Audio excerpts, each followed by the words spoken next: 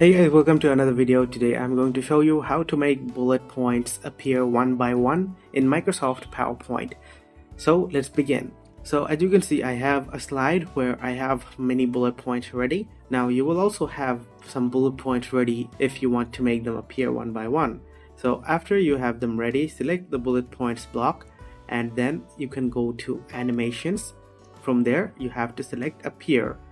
And after selecting appear, as you can see, there are numbers on my bullet points, and these numbers are going to appear one by one when we are in preview mode. So I am now going to click preview. Now as you can see, in the preview mode we only have our title and the bullet points are not appearing, and if they start appearing, they will be appearing one by one, just like this. As you can see, they are appearing one by one. So that's how you can make your bullet points appear one by one in Microsoft PowerPoint. If you found this video helpful, please leave a thumbs up and subscribe to my channel for more helpful videos like these.